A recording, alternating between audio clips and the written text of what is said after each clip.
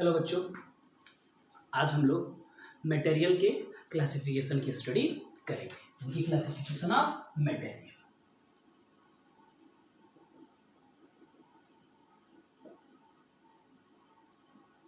Classification of materials. ठीक, ये जो क्लासिफिकेशन हम लोग मटेरियल का करने जा रहे हैं, इसका बेसिस है मूवमेंट ऑफ चार्जेस। चार्जेस के मूवमेंट के हिसाब से मटेरियल का कैटेगराइजेशन हम लोग करेंगे। तो इसके बेसिस पे मटेरियल को कैटेगराइज किया गया। इसमें सबसे पहले हम लोग देखेंगे कंडक्टर के बारे में। सबसे पहले हम लोग देखेंगे कंडक्टर के बारे में। दूसरा हमारा होगा इंसुलेटर। तीसरा हम लोग देखेंगे सेमी कंडक्टर। फिर चौथा हमारा होगा सुपर कंडक्टर। सुपर कंडक्टर देखिए है क्या, जैसे सपोज करिए कि हमारे पास एक प्लास्टिक है, ठीक। उस प्लास्टिक को हमने रब किया, ठीक। रब करने के बाद हम लोग छोटे छोटे पेपर के पीसेस ले लेते हैं और उसके ऊपर इसको ले जाते हैं। तो हमको देखने के लिए क्या मिलेगा कि ये जो प्लास्टिक है, ये प्लास्टिक का जो मटेरियल है, ये छोटे छोटे पीसेस को अट्रैक्ट कर लेगा, ठीक। बाबू यही सेम प्रोसेस हम लोग एक मेटल की शीट ले आते हैं और उस मेटल की शीट से करते हैं। उस मेटल की शीट को रब किए और फिर हम लोग वही छोटे छोटे पेपर्स को स्टिक कराना चाहे, ऐसा किए। क्या देखने के लिए आपको मिलेगा कि जो छोटे छोटे स्मॉल पीसेस हैं पेपर के, वो इस मेटल शीट में, मेटल प्लेट पे स्टिक नहीं हो रहे हैं। लेकिन जब प्लास्टिक हम लेकर के आए थे तो वहां पर क्या देखने के लिए मिला था, वो जो छोटे छोटे पीसेस थे वो प्लास्टिक में जाकर के चिपक गए थे, ठीक। अब एक बात आई कि यदि प्लास्टिक जो हमारे पास था वो फोर्स ऑफ अट्रैक्शन शो कर रहा है, इसका मतलब ये कि रब करने पर प्लास्टिक चार्ज हो गया। दूसरी चीज, मेटल को हम रब किए और उसके बाद ले गए और ये पेपर को अट्रैक्ट नहीं कर रहा है, तो क्या इसका मतलब ये है कि मेटल की बॉडी चार्ज नहीं हुई? पिछले वीडियो के लेक्चर में हम लोगों ने देखा था कि रब करने से मटेरियल जो होते हैं वो चार्ज होते हैं। तो एक चीज हम पूरा श्योर है कि वो मेटल का जो पीस हम लिए हैं वो भी चार्ज होगा और जो प्लास्टिक लिए हैं वो भी चार्ज होगा, ठीक है। तो हम ये नहीं कह सकते कि मेटल जो है वो चार्ज नहीं है। फिर बात आती है कि बाबू यदि मेटल चार्ज है तो फिर ये अट्रैक्ट क्यों नहीं कर रहा है? जिस तरीके से प्लास्टिक छोटे छोटे टुकड़ों को अट्रैक्ट कर लिया है, ये मेटल प्लेट क्यों नहीं अट्रैक्ट कर पा रहा है? तो इसके आंसर के लिए जो है वो किया क्या गया, देखा गया कि जो मटेरियल्स हैं इनकी कैरेक्टरिस्टिक अलग अलग है। जैसे जैसे मटेरियल का नेचर बदल रहा है, उनकी कैरेक्टरिस्टिक बदल रही है। तो कैरेक्टरिस्टिक को ध्यान में रखते हुए मटेरियल्स को क्लासिफाई कर दिया गया, ठीक है। और उनकी प्रॉपर्टी के हिसाब से उनके कैटेगरी में उनको पुट किया गया, ठीक। कंडक्टर, इंसुलेटर, सेमीकंडक्टर और सुपर कंडक्टर, ठीक। कंडक्टर में किसको रखा गया? कंडक्टर्स क्या होते हैं? तो वो सारे मटेरियल्स जो चार्ज को अपने अंदर से फ्लो करने की अनुमति दे, अलाउ कर दें, तो उसको बोला गया कंडक्टर, ठीक है। अच्छा, अब ये हम समझ लेते हैं कि जो प्लास्टिक है वो अट्रैक्ट किया और जो मेटल है वो अट्रैक्ट नहीं किया। क्यों नहीं किया? तो इसका एक्सप्लेनेशन देखिए, समझिए इस चीज को। जैसे ही मेटल के शीट को लिया गया, रब किया गया और रब करके इसको होल्ड किया गया छोटे छोटे पीसेस के ऊपर, ये मेटल चार्ज हुआ, लेकिन ये चार्ज पार्टिकल, हमारी बॉडी कंडक्टर है, कंडक्टर के थ्रू ये चार्ज पार्टिकल हमारी बॉडी से इंटर करके ग्राउंड में चला गया और ये बॉडी चार्ज जैसे ही रब करने पर चार्ज हुई, लेकिन इसको मीडियम मिलने से इसके चार्जेस फ्लो करके जो है वो और ये डिस्चार्ज हो गया। प्लास्टिक के साथ ऐसा नहीं हुआ। तो क्या कंक्लूजन निकाला गया कि प्लास्टिक को रब करने के इसके ऊपर जो चार्ज आता है वो गैदर हो जाता है, लेकिन जो मेटल होते हैं रब करने पर उनपे भी चार्ज आता है, लेकिन मेटल के अंदर प्रॉपर्टी होती है कंडक्शन की, और कंडक्शन की प्रॉपर्टी होने का मतलब वो चार्जेस को अपनी बॉडी से फ्लो करने के लिए अलाउ कर देता है। अब ये चार्जेस यहाँ पर गैदर नहीं होते, ये ऐसे आते हैं बॉडी से और बॉडी से होकर के चले जाते हैं। आ रहा बात समझ में? तो कंडक्टर क्या है? तो वो सारे मटेरियल्स जो अपने अंदर से चार्जेस को अलाउ करे फ्लो करने के लिए, इलेक्ट्रॉन्स को, बेसिकली चार्जेस के फ्लो करने का मतलब क्या, इलेक्ट्रॉन्स का फ्लो, इलेक्ट्रॉन्स को जो अलाउ करते हैं अपने अंदर से फ्लो करने के लिए, उन सारे मटेरियल्स को बाबू बोला गया कंडक्टर।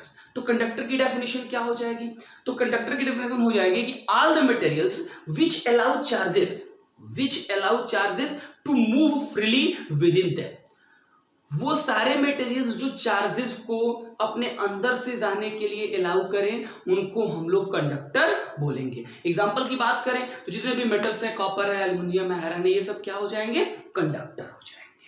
ठीक, अच्छा, कंडक्टर की एक प्रॉपर्टी होती है कंडक्टिविटी। कंडक्टिविटी का मतलब क्या, टर्म से ही क्लियर है, कंडक्ट करने की एबिलिटी। और जो मेटल, जिस मेटल की कंडक्टिविटी जितनी अच्छी होगी, वो मेटल उतना ही बढ़िया गुड कंडक्टर होगा। मतलब कंडक्टर की कंडक्टिविटी, मोर कंडक्टिविटी, हम लोग बोल सकते हैं कि more conductivity good metal, good conductor, metal नहीं गुड कंडक्टर। जितनी ज्यादा कंडक्टिविटी होगी वो मटेरियल उतना ही बढ़िया कंडक्टर होगा। ठीक, इंसुलेटर में क्या है, तो इंसुलेटर में वो सारे मटेरियल्स आते हैं जो चार्जेस को, जो इलेक्ट्रॉन्स को फ्लो नहीं होने देते, यानी कि चार्जेस उनके ऊपर आते हैं, रब करने पर चार्जेस उस बॉडी के ऊपर आता है, लेकिन चार्जेस वो गैदर हो जाता है, वो चार्जेस मूव नहीं करता। आ रहा बात समझ में, तो उसको क्या बोला गया, इंसुलेटर। तो इंसुलेटर्स में क्या आ जाएगा, तो all such materials which do not allow charges to move through it, वो सारे मटेरियल्स जो चार्जेस को अलाउ नहीं करें, उसको हम लोग बोलते हैं इंसुलेटर। ठीक है, इंसुलेटर की बाबू एक प्रॉपर्टी होती है डाई इलेक्ट्रिक स्ट्रेंथ।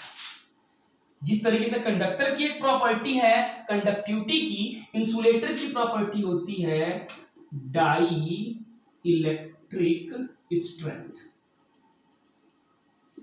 ठीक है, तो आइए समझते हैं हम लोग कि डाई इलेक्ट्रिक स्ट्रेंथ क्या होता है, किसको बोला जाता है डाई इलेक्ट्रिक स्ट्रेंथ। सपोज करो कि हमारे पास ये एक बॉडी है, ठीक, ये इसका न्यूक्लियस हो गया, यहां पर इलेक्ट्रॉन है, यहां पर इलेक्ट्रॉन, यहां पर इलेक्ट्रॉन, यहां पर, ये एक दूसरी बॉडी है।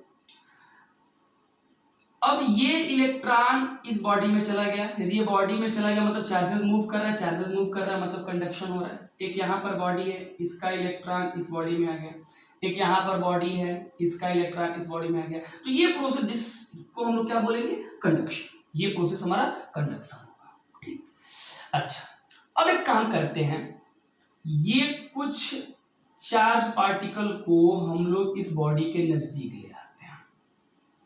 ठीक, अब इस चार्ज पार्टिकल को हम बॉडी के नजदीक ले आए, तो ये इलेक्ट्रॉन जो है, ये यहाँ पर इलेक्ट्रॉन तो नेगेटिवली चार्ज और ये पॉजिटिवली चार्ज को हम लोग ले आए। अब यहाँ पर इन दोनों के बीच में एक फोर्स ऑफ अट्रैक्शन लगेगा, क्योंकि पहले ही लेक्चर में हम लोग देखे थे, चार्जेस की कैरेक्टरिस्टिक में हम लोग देखे थे कि जब अपोजिट नेचर के चार्जेस होते हैं तो एक दूसरे को अट्रैक्ट करते हैं, यानी कि इनके बीच में एक फोर्स ऑफ अट्रैक्शन लगेगा। अब ये फोर्स ऑफ अट्रैक्शन, सपोज करो कि हम लोग ये 1 2 3 4 5 चार्जेस ले आए, और इस इलेक्ट्रॉन, इस 5 चार्जेस के बीच में जो फोर्स ऑफ अट्रैक्शन है, सपोज कर लो कि 1000 न्यूटन का है, और ये इलेक्ट्रॉन इस बॉडी की तरफ नहीं जा पा रहा है। ठीक, थोड़े से और हम लोग पॉजिटिवली चार्ज पार्टिकल को बढ़ाने से हुआ क्या कि ये थोड़ा सा और बढ़ गया, और बढ़ जाने से ये सब मान लेते हैं कि हो गया 10,000 न्यूटन। ठीक, अभी भी ये सिर्फ अट्रैक्शन है, ये अट्रैक्शन यहां पर है, लेकिन ये इलेक्ट्रॉन मूव करके यहां पर नहीं जा रहा है।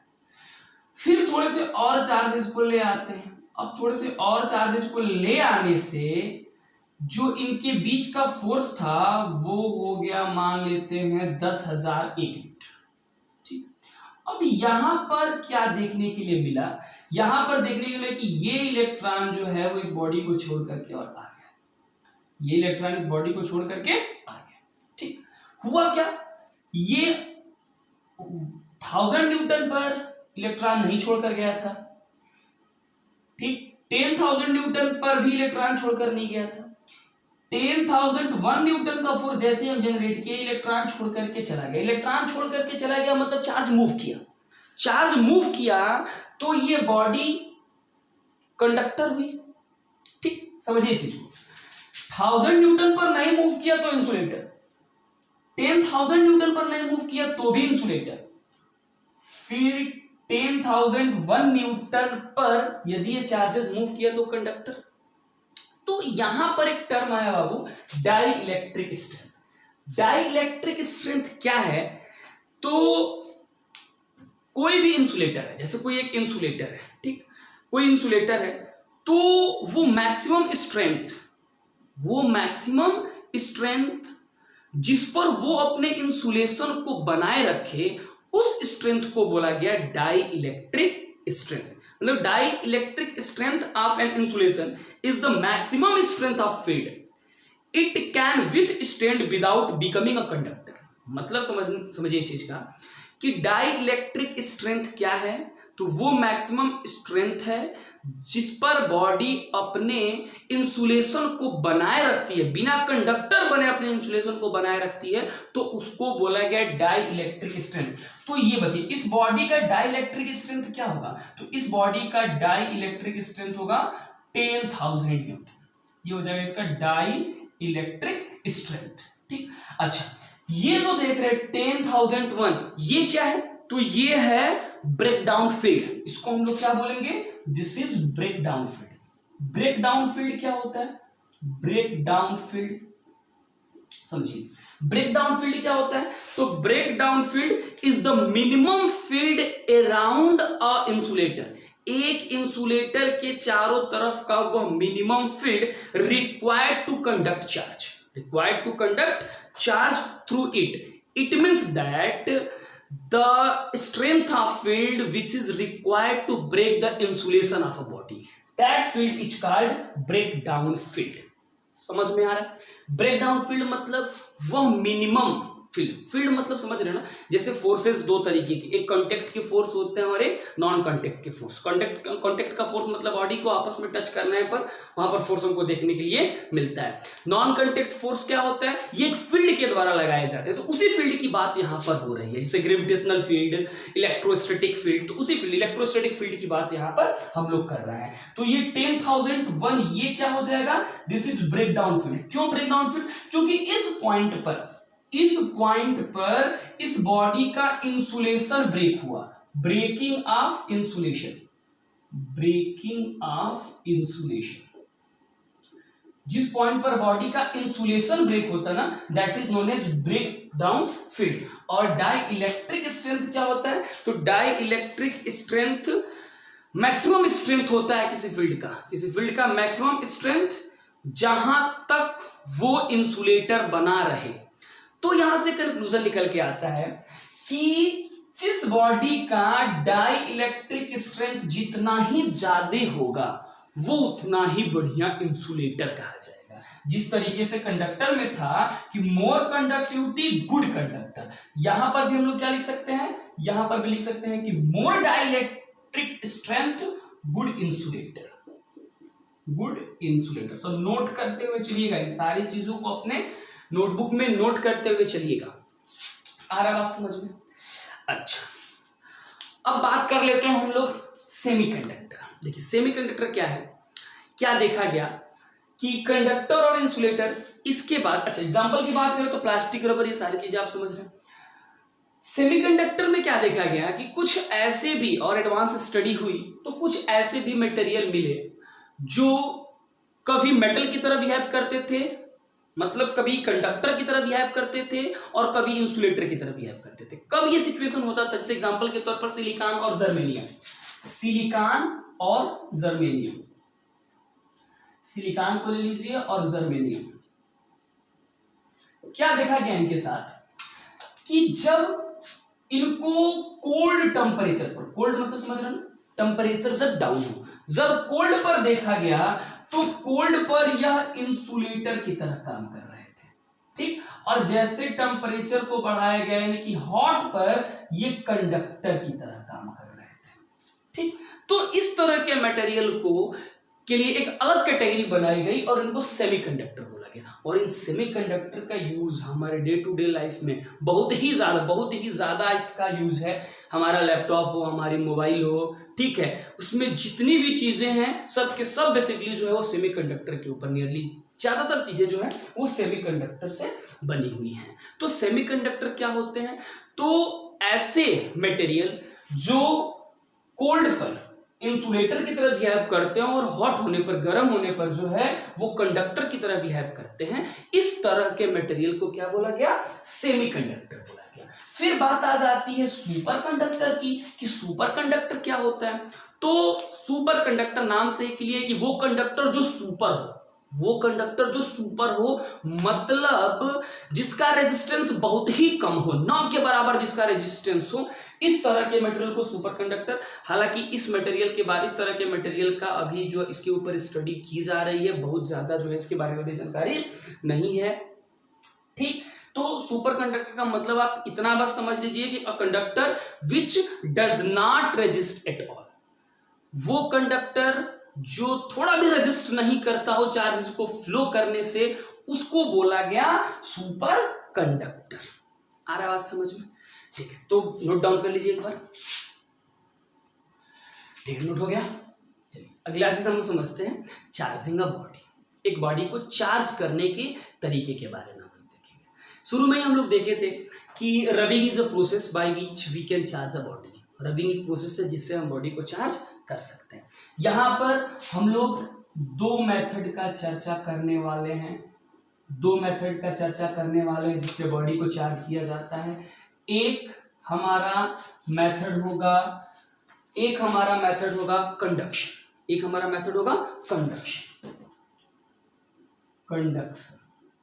और दूसरा हमारा मेथड है इंडक्शन।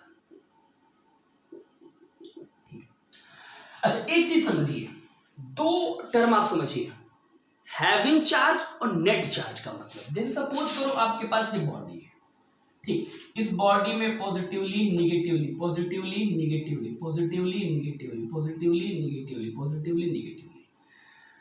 हैविंग चार्ज और नेट चार्ज। इसका मतलब, हालांकि ये चीज हम पिछले वीडियो में आपको समझा चुके हैं। हैविंग चार्ज का मतलब कि क्या इस बॉडी के पास चार्ज है, तो देखेंगे कि 1 2 3 4 5, इसके पास 5 पॉजिटिव चार्ज है और 5 नेगेटिव चार्ज है, ठीक। क्या इस बॉडी के ऊपर नेट चार्ज है? तो इस बॉडी के ऊपर नेट चार्ज क्या होगा? 0 होगा। तो जितनी भी बॉडीज हैं सबके पास चार्ज होता है, all the body have charge. जितनी भी बॉडी होती है सबके पास चार्ज होता है। नेट चार्ज मतलब उन सारे चार्जेस को जोड़ने के बाद जो रिजल्ट आता है वो नेट चार्ज कहलाता है। तो यहाँ पर 5 पॉजिटिव चार्ज और 5 नेगेटिव चार्ज, एडिटिविटी के बारे में मैंने आपको बताया। यदि इन दोनों को अलजेब्रिक मेथड से आप जोड़ते हैं तो बॉडी के ऊपर नेट चार्ज कितना आएगा? 0 आएगा, ठीक। अच्छा, अब हम लोग बात करते हैं कि ये जो हम लोग बॉडी को चार्ज करते हैं उसमें जो हमारा पहला मेथड है कंडक्शन, इसमें क्या किया जाता है? इस कंडक्शन में किस तरीके से बॉडी को चार्ज किया जाता है? तो कंडक्शन में बॉडी को चार्ज करने के लिए हम लोग करते क्या है, एक अनचार्ज बॉडी का मतलब समझिएगा। अनचार्ज बॉडी का मतलब ये नहीं है कि बॉडी के पास चार्ज ही नहीं है। अनचार्ज बॉडी का मतलब बॉडी के पास जितने पॉजिटिव चार्ज हैं उतने ही नेगेटिव चार्ज है, तो इसका मतलब होता है अनचार्ज्ड बॉडी। अब यदि इस अनचार्ज्ड बॉडी को हम लोग चार्ज्ड बॉडी के कांटेक्ट में ले आते हैं, जैसे रबिंग से हमने एक बॉडी को चार्ज किया, और इसको हम लोग करते क्या हैं, इसको हम लोग रबिंग से चार्ज करके इसके ऊपर चार्ज ले आए, ठीक, और उसके बाद इसको हम लोग अनचार्ज बॉडी के कांटेक्ट में ले आए। कांटेक्ट में ले आने से होगा क्या? कांटेक्ट में ले आने से ये negatively charge particle positively charge particle को अट्रैक्ट करेगा, आ रहा बात समझ में, और निगेटिवली चार्ज पार्टिकल को दूसरी तरफ भेज देगा। मतलब समझ में आ रहा है? तो ये हो गया। उसके बाद ये जो यहाँ पर निगेटिवली चार्ज पार्टिकल है, ये जो निगेटिवली चार्ज पार्टिकल है, इस सिचुएशन में होगा क्या कि ये अपने अंदर से चार्ज को दूसरे कंडक्टिंग बॉडी में जो अनचार्ज है उसमें ट्रांसफर करेगा, और उसमें ट्रांसफर करने से जब इसमें इलेक्ट्रॉन जाने लगेंगे तो अब ये जो अनचार्ज बॉडी है इसके पास एक्सेस ऑफ इलेक्ट्रॉन हो जाएगा, यदि इसके पास एक्सेस ऑफ इलेक्ट्रॉन होगा इट मींस दैट ये जो अनचार्ज बॉडी थी, जो positively charge is equal to negatively charge था, अब यहां पर एक्सेस ऑफ इलेक्ट्रॉन होने की वजह से ये बॉडी क्या हो जाएगी, चार्ज हो जाएगी, और इस मेथड को हम लोग बोलते हैं क्या, कंडक्शन। तो conduction is a process in which a charged body come in contact with an uncharged body। एक चार्ज बॉडी अनचार्ज बॉडी के कांटेक्ट में आती है, उसके टच में आती है, तो अनचार्ज बॉडी भी चार्ज हो जाती है, ये प्रोसेस कहलाता है कंडक्शन। इसको हम लोग क्या बोलते हैं, कंडक्शन बोलते हैं, ठीक है। अच्छा, एक चीज और ध्यान दीजिएगा कि यदि हमारे पास, ये बहुत ही इंपॉर्टेंट चीज नोट करिएगा इसको, यदि हमारे पास एक चार्ज बॉडी है, चार्ज बॉडी है, तो इस चार्ज बॉडी के, सपोज करिए कि निगेटिवली चार्ज बॉडी हमारे पास है, तो ये चार्ज बॉडी के जो चार्जेस होते हैं वो कहाँ होते हैं, तो ध्यान से समझिएगा कि जो कंडक्टर होता है उसमें चार्जेस, जो कंडक्टर्स होते हैं उनमें जो चार्जेस होते हैं वो सरफेस पर लोकेट करते हैं, यानी कि जो चार्जेस होते हैं वो बॉडी के सरफेस पर रहेंगे, इंटरनल में नहीं रहेंगे। कहाँ रहेंगे, जैसे ये चार्जेस यहाँ पर है और यहाँ पर है, तो इन दोनों के बीच में रिपल्सन होगा, अब दोनों के बीच में रिपल्सन होने से ये सरफेस पे आ जाएगा, और ये सरफेस अभी भी रिपल्सन हो रहा है, लेकिन ये यहाँ पर बाहर जो है वो एयर है, और एयर जानते ही आप इंसुलेटर है, एयर होने की वजह से ये निगेटिवली चार्ज पे ले जा रहा है, लेकिन जैसे ही कोई कंडक्टिंग बॉडीज के कांटेक्ट में ले आएंगे, तो अब ये निगेटिवली, क्योंकि यहाँ पर रिपल्सन का फोर्स लग रहा है, अब ये निगेटिवली चार्ज पार्टिकल जो है वो दूसरी बॉडी में इंटर कर जाएगा, और ये जो हमारे पास अनचार्ज बॉडी थी वो चार्ज हो जाएगा। आ रहा बात समझ में? तो ध्यान दीजिएगा कि एक कंडक्टर का जो चार्ज होता है वो हमेशा सरफेस पर डिस्ट्रीब्यूटेड होता है ड्यू टू रिपल्सन। किसके वजह से? रिपल्सन के वजह से। 1 मार्क्स का क्वेश्चन आपसे पूछा जा सकता है कि when we sprinkle some charge on a conductor then where the charge will locate, charge कहां जाएगा? तो कंडक्टर पर जब भी हम चार्जेस को स्प्रिंकल करते हैं तो वो कंडक्टर पर चार्जेस क्या करते हैं, उसके सरफेस पर चारों तरफ जो है वो एकत्रित हो जाते हैं, गैदर हो जाते हैं ड्यू टू रिपल्सन के वजह से ऐसा होता है। समझ में आ रहा है? ये बात हो गया हमारे किस चीज का, कंडक्शन का। अगला बहुत ही इंटरेस्टिंग है, इंडक्शन। इंडक्शन क्या होता है? तो it is a process in which an uncharged party get charge without any contact, बिना किसी कंटेक्ट के, बिना टच के यदि एक अनचार्ज बॉडी को हम लोग चार्ज करते हैं दैट इज कॉल्ड इंडक्शन। उसको हम लोग बोलते हैं बाबू इंडक्शन। तो ये एक ऐसा प्रोसेस जिसमें एक बॉडी बिना कंटेक्ट के चार्ज होती है। ठीक है, चलिए तो हम लोग लेते हैं इंडक्शन, समझते हैं। हम लोग लेते हैं एक अनचार्ज बॉडी, एक अनचार्ज। अब ये बताने की जरूरत मुझे नहीं है कि अनचार्ज का मतलब क्या होता है। अनचार्ज का मतलब a body having equal number of positive and negative charge. ठीक है, अनचार्ज बॉडी कहते हैं। ठीक, अच्छा, अनचार्ज बॉडी लेने के बाद इसके पास हम लोग एक चार्ज बॉडी ले आते हैं जिसको रबिंग के प्रोसेस से हम लोग किसी भी तरीके से उसको चार्ज करके इसके नजदीक ले आते हैं। नजदीक ले आने से क्या होगा कि ये जो पॉजिटिवली चार्ज है, ये जो फिगर को थोड़ा सा दूसरे तरीके से बना लेते हैं, आसानी से समझ में आएगा। ठीक है, ये पॉजिटिवली निगेटिवली और ये हमारे पास एक चार्ज, ये अनचार्ज बॉडी है, अनचार्ज बॉडी, और ये बाबू हमारे पास है चार्ज बॉडी। ठीक, अब यहां पर चार्ज बॉडी है और इसको हम निगेटिवली चार्ज किए हैं। ऐसा नहीं है कि इसमें पॉजिटिवली चार्ज नहीं है, लेकिन इनका मात्रा जो है वो कम है। ठीक, अब इनको जैसे ही हम कांटेक्ट में ले आए, कांटेक्ट में एक दूसरे के नजदीक ले आए, नजदीक ले आने से क्या हमको देखने के लिए मिला कि इनको हम नजदीक ले आए।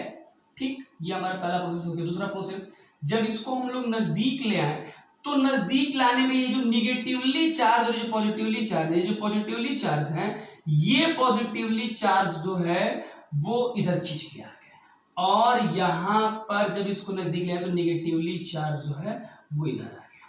ठीक, और जो इसके बॉडी के अंदर पॉजिटिवली चार्ज था वो यहां पर आ गया। ठीक, इस तरीके का कंसेप्ट जो है, ये चीजें है मतलब देखने के लिए मिला।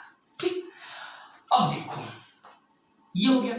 अब यहां पर क्या किया गया कि ये जो चार्ज बॉडी है और ये जो अनचार्ज बॉडी है, ये निगेटिवली जो पार्टिकल्स हैं, ये रिपल्सन, ये जो निगेटिवली हैं और ये जो पॉजिटिवली हैं, इनके बीच में अट्रैक्शन, लेकिन ये निगेटिवली और ये निगेटिवली के बीच में रिपल्सन, और ये जो पार्टिकल है वो सरफेस पर यहाँ आ गए।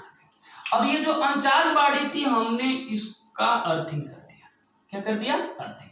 अर्थ समझ सकते हैं आप, बहुत ही बड़ी बॉडी है और कितना चार्ज भेजिए अपने अंदर सबमिट कर देती है।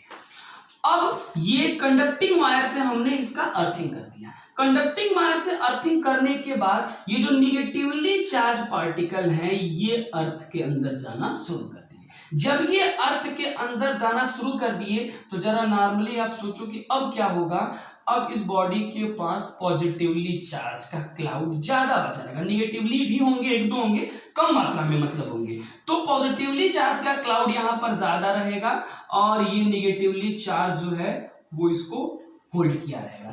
अब हम लोग करेंगे क्या, ये जो हम लोग अर्थिंग किए हुए हैं, इस अर्थिंग को डिस्कनेक्ट कर देंगे। अर्थिंग को डिस्कनेक्ट कर देंगे तो अब ये चार्जेस आना बंद हो जाएगा। अब जब ये चार्जेस आना बंद हो जाएगा तो अब बताओ यहाँ पर डिफिशियंसी ऑफ इलेक्ट्रॉन हुआ, इलेक्ट्रॉनों की कमी हुई। यदि यहां पर इलेक्ट्रॉनों की कमी हुई मतलब एक्सेस ऑफ पॉजिटिव चार्ज हुए। एक्सेस ऑफ पॉजिटिव चार्ज होने का मतलब ये जो अनचार्ज बॉडी थी, ये अब क्या बन जाती है, ये अब बन जाती है चार्ज बॉडी।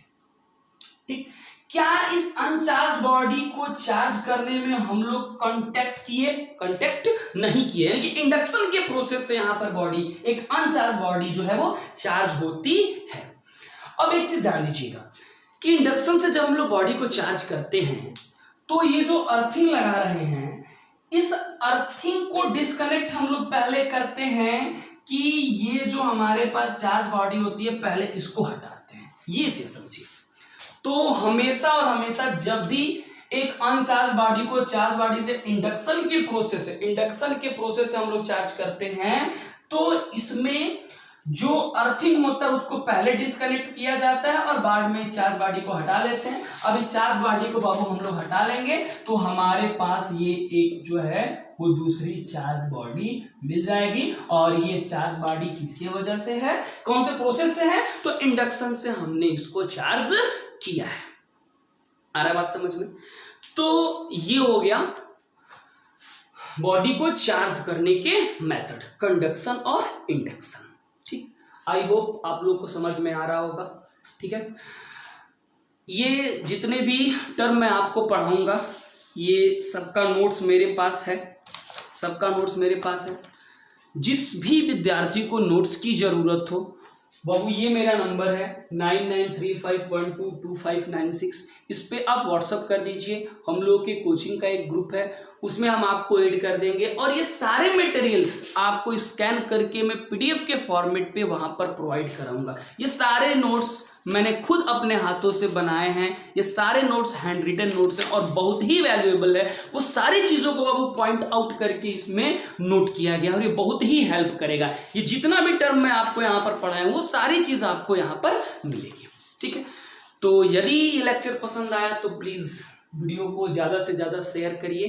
ठीक है, धन्यवाद। अच्छा, एक चीज़ और यहाँ पर देख लीजिए। ये जैसे जो ये हमारे पास ये जो चार्ज था, ये निगेटिवली चार्ज जो चार्ज बॉडी का था और ये पॉजिटिवली चार्ज, इस चार्ज को बाबू बोला गया है बाउंड चार्ज, इसको बोला गया है बाउंड चार्ज। और ये जो चार्जेस हैं इनको बोला गया फ्री चार्ज। आप समझ रहे होंगे कि ऐसा क्यों बोला गया है, बाउंड चार्ज क्यों बोला गया और फ्री चार्ज क्यों बोला गया। बाउंड चार्ज इसलिए क्योंकि यहाँ पर चार्ज बॉडी का इलेक्ट्रॉन और अनचार्ज बॉडी का प्रोटॉन, ये जो चार्ज बॉडी का इलेक्ट्रॉन है इस चार्ज को इसने बाउंड कर लिया, यानी कि पकड़ लिया है, ये इसको इधर जाने नहीं दे रहा है, इसलिए इसको बाउंड चार्ज बोला गया। इसको फ्री चार्ज क्यों बोला गया, क्योंकि जैसे ही इस चार्ज को कंडक्टर मिला, ये बॉडी ये चार्ज अर्थ के अंदर जाने लगा, इसलिए इसको हम लोग क्या बोलते हैं, फ्री चार्ज यहाँ पर बोला गया है। ठीक है, तो ये बस दो टर्म छूट गए थे। इसको बाउंड चार्ज, क्योंकि आप जैसे ही बुक खोलेंगे और आप वहां पर पढ़ेंगे बाउंड चार्ज और फ्री चार्ज, तो बोलेंगे सर ने तो ऐसा कुछ बताया ही नहीं कि बाउंड चार्ज और फ्री चार्ज क्या होता है। ठीक है, धन्यवाद।